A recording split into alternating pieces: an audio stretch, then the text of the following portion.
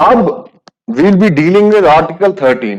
कल ही मैंने आपसे कहा था कि there are two articles, पहले 12 और 13. ये जो articles है, they don't directly deal with fundamental rights or they don't contain fundamental rights, but they will give you they are very important for understanding fundamental rights. They provide a framework for understanding fundamental rights. जैसे आपने अभी देखा 12 क्या बता रहा था, definition of the state, and इसी के बेस पे ही सब कुछ होगा, क्योंकि these are rights which are enforceable against the state के अगेंस्ट ही है ना, तो आपको पता होना चाहिए ना किधर किधर आप enforce कर सकते हैं, state क्या है. अब है article 13, laws in derogation or inconsistent with fundamental rights. उनका क्या होगा? देखिए, कोई भी लॉ जो inconsistent है या in derogation of fundamental rights है, to the extent of such inconsistency, this is legal terminology, how you talk about it. हम generally नहीं बोलेंगे, सारा ही नहीं. अगर कोई लॉ बनता है कल को, उसमें कोई भी आपका कोई प्रोविजन ऐसा है जो आपका फंडामेंटल राइट वायलेट करता है, सारा लॉ इनकंसिस्टेंट नहीं होगा. To the extent of such inconsistency, that law will be null and void. ठीक है, अगर वो पार्ट आप हटा देंगे, बाकी पार्ट जो है that would remain in effect. ठीक है ना. So article 13 talks about very very important concept which is judicial review.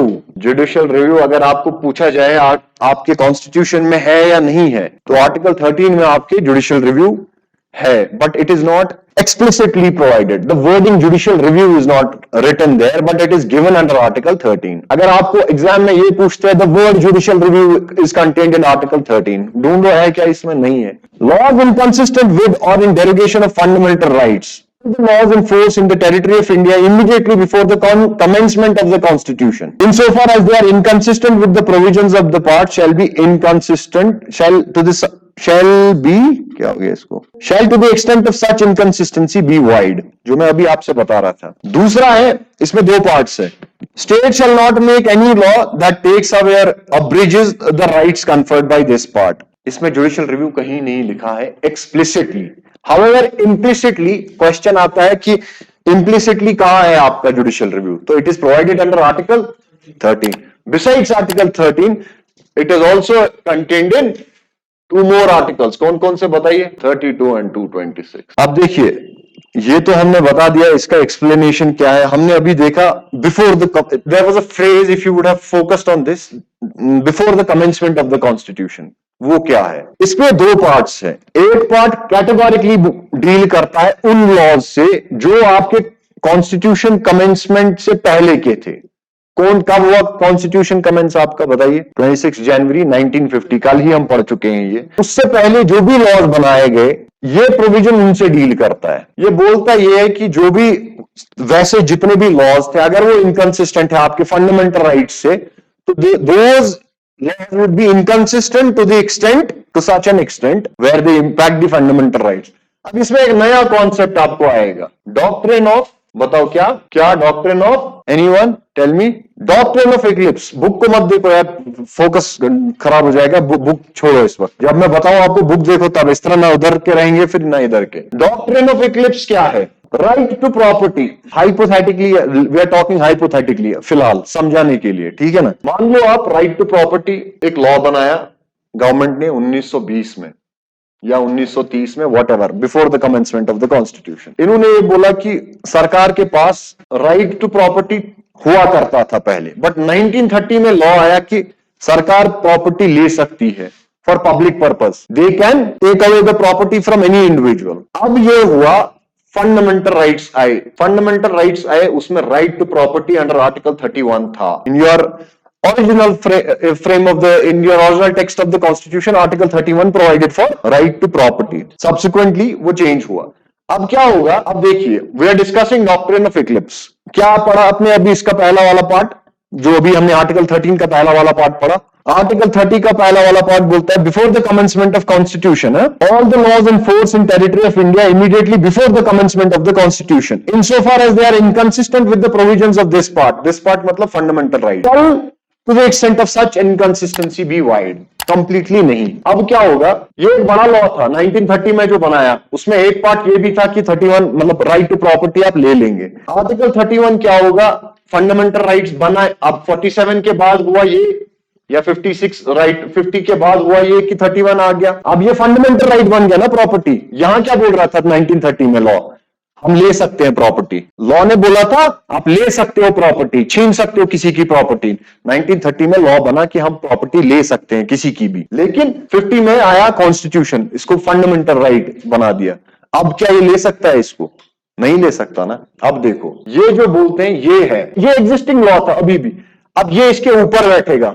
ऐसे सोचो आप, इक्लिप्स क्या होता है? इक्लिप्स को ओवरशैडो ऑफ कराना, ये इसके ऊपर बैठेगा, मतलब this would be given preference since this is the law of the land. Article 31 is the right to property, it's a fundamental right, it will eclipse the existing law. For example, इसको law A मैं लिखता हूं, जो law A था, law A के ऊपर article 31 fundamental right will prevail, it will eclipse this. You should know its pattern, ये इसके ऊपर बैठेगा, ऐसे eclipse ऐसे समझो आप, so that will take precedence. समझ गए आप? That is doctrine of eclipse. This is doctrine of eclipse. अगर subsequently law बन गया, that will overshadow the existing law. ठीक है, that would take the effect. अब देखो स्टोरी क्या है, अब होता है 44th अमेंडमेंट एक्ट। इसको क्या करते हैं, इसको हम 44th अमेंडमेंट एक्ट को हम आर्टिकल 31 को हटा देते हैं फंडामेंटल राइट से, ठीक है ना।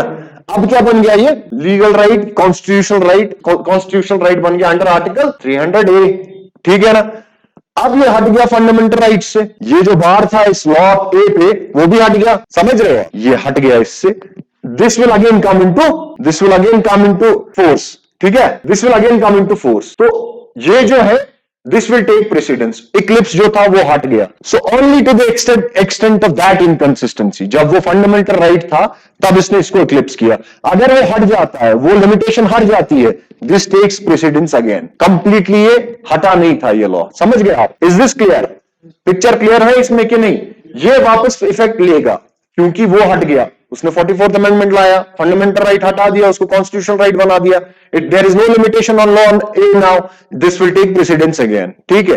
अब इसका जो सेकंड पार्ट है 13 का, आर्टिकल 13 का सेकंड पार्ट जो ये बोल रहा है कि कोई भी लॉ अगर इनकंसिस्टेंट है फंडामेंटल राइट से, that law would be null and void, ठीक है। रीडिंग जो इसकी टेक्स्ट की है वो ऐसे है, the state shall not make any law that takes away और abridges the rights conferred by this part or any other law made in contravention of this clause। अब देखो ये क्या है यार, इसमें आता है दूसरा सर, कौन सा डॉक्ट्रिन आएगा बताओ? डॉक्ट्रिन ऑफ सेवरेबिलिटी, काट देना कैंची सिजर।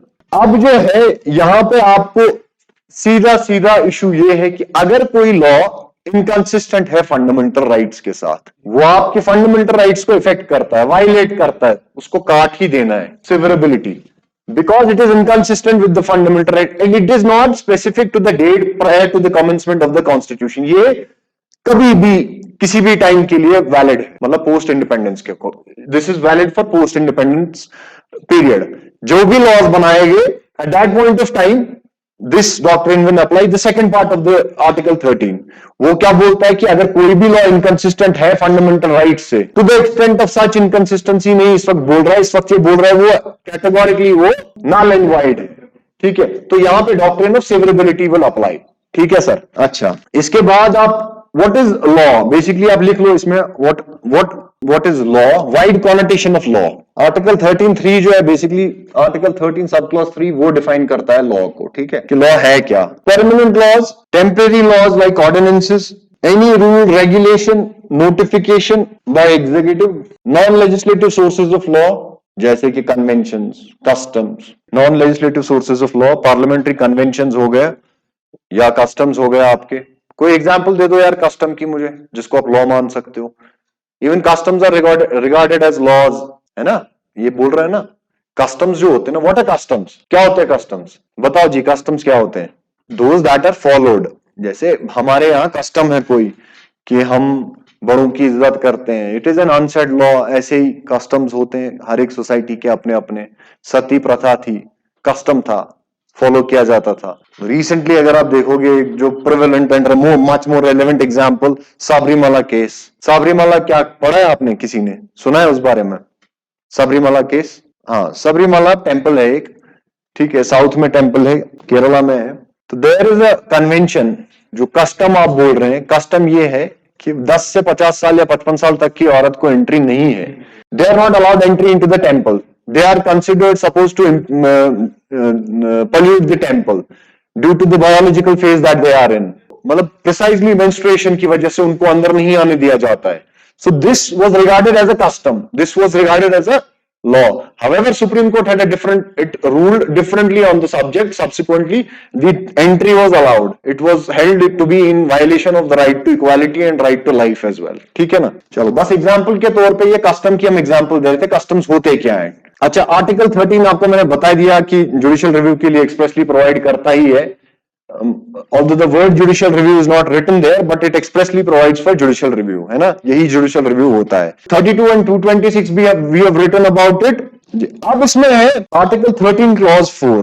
24th अमेंडमेंट एक्ट जब आया, 24th कॉन्स्टिट्यूशनल अमेंडमेंट एक्ट जब आया 1971 में, तब ये बोला गया जो लॉ है, जो कॉन्स्टिट्यूशनल अमेंडमेंट है, बेसिकली हम कल भी बात कर चुके हैं. What was the target of the government?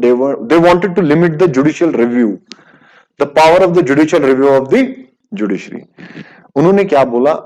Article 13(4) उन्होंने इंट्रोड्यूस किया. उसमें उन्होंने ये बोला कि कोई भी कॉन्स्टिट्यूशनल अमेंडमेंट अगर करते हैं, that is not a law under article 13. जब आपने हटा दिया कोई भी कॉन्स्टिट्यूशनल अमेंडमेंट अगर पार्लियामेंट बनाता है या करता है, that should not come under the definition of law under article 13. जब under the definition of law ही नहीं आया वो आर्टिकल 13 के, तो जुडिशियल रिव्यू ही खत्म हो गया. सब्सिक्वेंटली केशवानंद भारती केस आता है. उन्होंने बोला सही बोल रहे हैं आप, जो कर रहे हैं आप, this is how it is. Any amendment has to be such that it does not violate the basic features of the constitution. तो ये असल हम आगे भी बहुत पढ़ना है हमें, तो सब. लेकिन right now the position is that 13(4) जो भी constitutional amendment है, that does not come under article 13 as a law. ठीक है, जो भी amendment से हम पास करते हैं, constitutional amendment cannot be challenged under article 13. अब देखो, इसमें ये आपकी बुक में भी दिया है, ये अलग से चैप्टर 1 है जुडिशियल रिव्यू. मगर since we are studying right now, जो इसका सोर्स ही है articles, will finish this thing यहीं से. पहले हम जुडिशियल रिव्यू कवर कर लेंगे, उसके बाद विल मूव अहेड. ठीक है, सिस्टमैटिकली विल मूव अहेड इसके बाद. अब judicial review is a process, थोड़ा लिख लीजिए इसको. It is a process under which executive और legislative actions are subject to review by the judiciary. Indian constitution में अभी हमने डिस्कस किया. पहले बताइए इसका सोर्स क्या है? Anyone, all of you should be telling me this. Judicial review का सोर्स क्या है? US constitution. ये ओरिजिनेट हुआ यूएस कॉन्स्टिट्यूशन में. ठीक है, इंडियन कॉन्स्टिट्यूशन में which articles provide for judicial review? ये आपके प्रीलिम्स के क्वेश्चन. बताइए, अब मैं आपसे पूछ रहा हूं इंडियन कॉन्स्टिट्यूशन में कौन कौन सा आर्टिकल है जुडिशियल रिव्यू पे? जल्दी बताओ.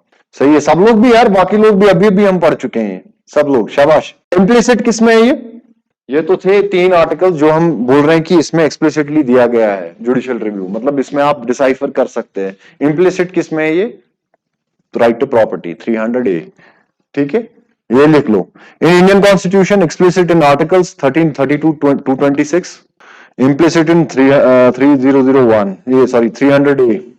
Judicial review, the power of judicial review can be applied.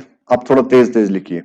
The power of judicial review can be applied against the acts of the state and not against the act of individuals. It can be applied both against the legislature and executive acts. L और E बनाना है ऐसे, L और E अगर आपको short form में समझ आएगा तो, या LEGAX जैसे भी आपको लिखना है. Can be applied both against the legislature and executive acts, legislative and executive acts.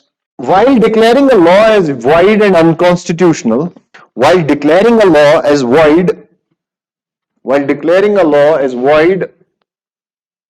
and unconstitutional, judiciary does not suggest remedies or alternatives. It is left to the state to decide the necessary course of action. If needed. The concept, जैसे अभी आपने लिखा, originated in US Constitution, under US Constitution, and is based on doctrine of limited government. The judicial review is applied by the courts subject to the following conditions, which have all been evolved and regulated by the judiciary. अब देखिए यहां पे एक interesting आपको मिलेगा। अभी तक आपको जुडिशियल रिव्यू के बारे में हम क्या जानते थे? Any law inconsistent with fundamental rights is liable to be struck down. ये था जुडिशियल रिव्यू का हमारा अंडरस्टैंडिंग, इतना ही है ना। हम जो ये पढ़ रहे हैं ये हम खोल के पढ़ रहे हैं थोड़ा डिटेल में। हाँ, आपको इसमें थोड़ा मतलब judicial review as a concept clearly समझ आएगा। Number 1, if a law made by the state is capable of two interpretations, where the first interpretation makes the law in conformity with the Constitution, and the second interpretation makes it to clash with the Constitution, then the court shall give effect to the first interpretation. And validate the law. देख लीजिए इसको आप। What did you understand from this? कोई भी law अगर है, judiciary उसको अगर उसकी दो इंटरप्रिटेशन, देखो जुडिशरी क्या है, they are not out there to just strike down all the hard work that the legislature has done. Their job is to see whether the law is in consistence with the fundamental rights or is in consistence with the Constitution of India. So उनका ये मकसद नहीं है कि आके सीधे ही वो सबको ही खत्म कर दे। वो देखते हैं अगर दो इंटरप्रिटेशंस पॉसिबल है किसी भी लॉ की, एक इनकंसिस्टेंस विद कॉन्स्टिट्यूशन है, एक अगेंस्ट द कॉन्स्टिट्यूशन है, their job and their जो हमने लिखा अभी, what they will do, they will give effect to that interpretation that is in consistence with Constitution. Because ये क्या कर रहा है, इसको बोलते हैं, अभी तो हम जुडिशियल रिव्यू पढ़ रहे हैं, there is another concept called judicial activism. ठीक है, जुडिशियल एक्टिविज्म या जुडिशियल ओवररीच, रादर ये एक और कॉन्सेप्ट है, इसको छोड़ो एक्टिविज्म को, judicial overreach. To prevent this overreach, judiciary does what it does, it gives effect to that interpretation that is in consistence with the Constitution. ये बोलता है कि जिससे हार्मनी क्रिएट हो वही वाला हम लेंगे। ये पहला कॉन्सेप्ट है इसमें। अब लिखिए, however if the law is capable of only one interpretation, which leads to a clash with the Constitution, the courts will declare the law as unconstitutional. The courts will declare the law as unconstitutional and void. The courts will declare the law as unconstitutional and void to the extent of such violation. To the extent of such violation. ठीक है, अभी आपने देखा, अगर एक ही interpretation, अभी तक तो दो आप देख रहे थे, you are trying to harmonize, जो आप प्रिवेंट कर रहे थे ओवररीच, आप देख रहे कि अगर एक ही इंटरप्रिटेशन पॉसिबल है तो हम उसी को दे इफेक्ट, है ना। तो उसके बाद अगर अब आपने जो देखा कि अगर एक ही इंटरप्रिटेशन पॉसिबल है, उसी एक इंटरप्रिटेशन को आप देख रहे हैं कि वो interpretation that goes against the constitution, उस टाइम पे आप क्या करेंगे? उस टाइम पे you will not give effect to that, that will be held unconstitutional and void to the extent of such inconsistency या वायलेशन, जो भी वो करे। Second, ordinarily the court shall not pronounce on the legality of the law, that has not been brought into legal enforcement. इससे क्या समझे आप लोग? अब कोई लॉ अगर पॉलिसी, कोई भी लॉ है अभी डिस्कशन स्टेट में ही है, जैसे कि आपने बोला यूनिफॉर्म सिविल कोड चल रहा है, डिबेट आजकल पढ़ रहे हैं आप लोग न्यूज़पेपर्स में, यूनिफॉर्म सिविल कोड के बारे में सुना है आप लोगों ने कुछ? What idea do you have about that? बताइए, एनी आइडिया अबाउट इट है क्या? वो क्या, what does it deal with? हाँ, one land one law, right, you are right, but what does it deal with? That is what it, the crux of their law is वही है जो आप बोल रहे हैं ना, लेकिन डील किससे करता है? यूसीसी आपका फंडामेंटल राइट्स में नहीं आता है, ये किस में आता है? ये कौन सा आर्टिकल है? 44। क्या डील करता है? इतना सब तो याद किया, पढ़ भी लिया होगा ना, एक दो लाइन तो देख ही लिया होगा, क्या है वो बताओ, टेल मी। इतना क्यों सोच रहे थे फिर आप? सब तो पता है आपको। सिविल कोड, सिविल वर्ड है इसमें। पर्सनल लॉज, जितने भी पर्सनल लॉज है ना, पर्सनल लॉज को हार्मोनाइज कर दो। ये क्या बोल रहे हैं कि यूनिफॉर्म सिविल कोड, एक समान, एक जैसे लॉज सबके लिए, जैसे इन्होंने कहा marriage, family, divorce, This is a contentious issue because country like India comprises of diverse religions. कोई हिंदुइज्म है, कोई हिंदुइज्म का फॉलोअर है, कोई इस्लाम का फॉलोअर है, कोई क्रिश्चियनिटी का है, कोई जैनिज्म का है, वगैरह वगैरह, ठीक है ना, या कोई बुद्धिस्ट है. तो ऐसा लॉ लाना क्या ये सही होगा या नहीं? This is a matter of debate. This is yet in the debate stages, and there are clarion calls in the country इस टाइम पे कि यूनिफॉर्म सिविल कोड आना चाहिए, यूनिफॉर्म सिविल कोड आना चाहिए. इस वक्त बहुत सारे इसके लिए they are making way for it. However, if somebody goes to the judiciary इस वक्त to rule on this, हालांकि इस पे जुडिशरी ने रूल किया हुआ ऑलरेडी यूसीसी पे. I am just giving you an example. अभी लॉ बना नहीं. मान लो यूनिफॉर्म सिविल कोड कल को एनेक्ट करने के लिए कोई लॉ बनता है, तो अभी तब जाके उस पर जुडिशियल रिव्यू एक्सरसाइज कर सकता है जब लॉ बनेगा. जब अभी लॉ ही नहीं बना तो आप कोर्ट नहीं जा सकते कि आप इस पे प्रोनाउंस करो, ठीक है. हालांकि I am telling you time and again, UCC as a concept since it is given, I took an example of UCC जो ऑलरेडी गिवन है कॉन्स्टिट्यूशन में. तो इस पे ऑलरेडी सुप्रीम कोर्ट की रूलिंग्स है कि यूसीसी होना चाहिए या नहीं होना चाहिए, ठीक है. But what I am saying is, अगर इसके बेस पे कोई लॉ बनता है, कोई भी लॉ, यूसीसी को छोड़ दो, कोई भी लॉ अगर बनता है, अगर वो अभी डिबेट स्टेज पे ही है, बना नहीं, आपको एप्रीहेंशन है इससे कुछ इफेक्ट होने वाला है, ठीक है. वन नेशन कुछ भी बोल दो यार, वन नेशन में आजकल सब कुछ वन नेशन ही है. One nation one ration card है, वन आधार हो गया, आधार तो बन गया. जब आधार बना नहीं था, अगर पहले ही जाते तब जुडिशरी के ये इसकी स्कोप में ही नहीं था कि हम इस पे प्रोनाउंस करते इसकी लीगैलिटी पे. That is what it says, that ordinarily court shall not pronounce on the legality of those laws that have not been brought into legal enforcement. Third, ordinarily the courts shall not apply judicial review suo motu. Ordinarily, the courts shall not apply judicial review suo motu. Suo motu. Suo motu होता है खुद से, ठीक है, by itself. अगर आपको पता होगा, this might arise a question in your minds. Judicial review खुद से ये बोल रहा है कि ordinarily वो खुद से जुडिशियल रिव्यू एक्सरसाइज नहीं कर सकते, but there are instances where they have done it, ठीक है, खुद से लिया. But that is why we have written the word ordinarily. अगर रोजमर्रा का इनका ये काम रहेगा कि there is a concept of separation of power, ठीक है, चेक्स एंड बैलेंसेस है, एक दूसरे के काम पे इंटरफेयर नहीं करना है. Judiciary can not take over the work of legislature या executive. It will keep a check on them, but only when the issue is pressing या समथिंग. मतलब जैसे कोविड लॉकडाउन हो गया, अभी कोविड लॉकडाउन हुआ, आप फॉलो कर रहे थे तब, कुछ एक माइग्रेंट क्राइसिस गई कंट्री में, माइग्रेंट क्राइसिस हो गई. उसमें क्या था, what was it about, tell me. Absolutely, मतलब that shook the conscience of the country.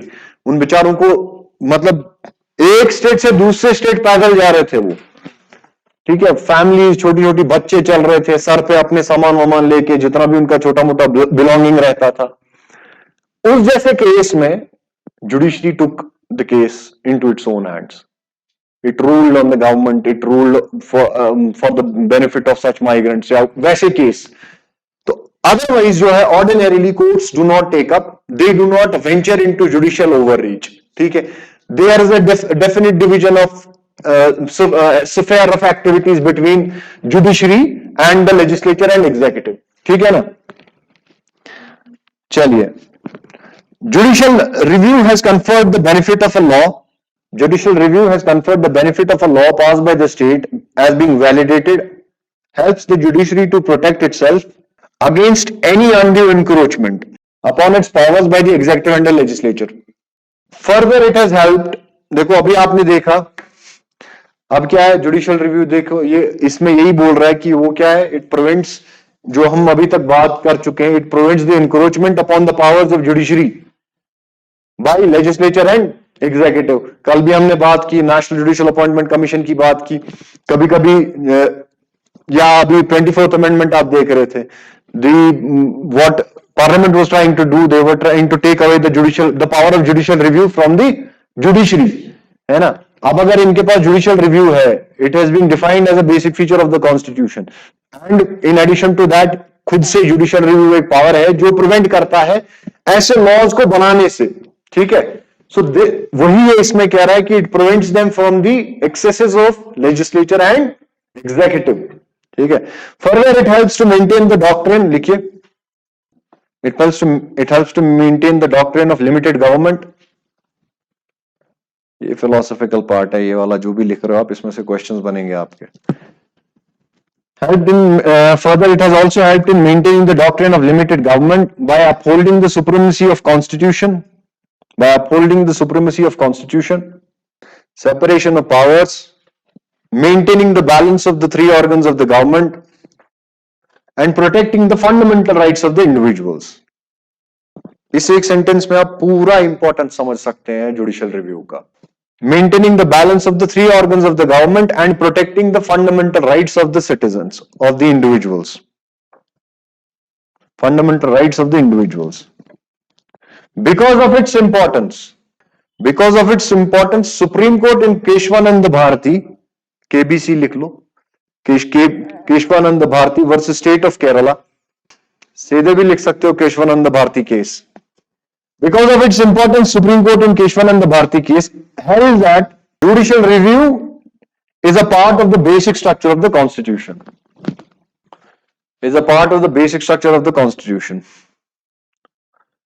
Which cannot be taken away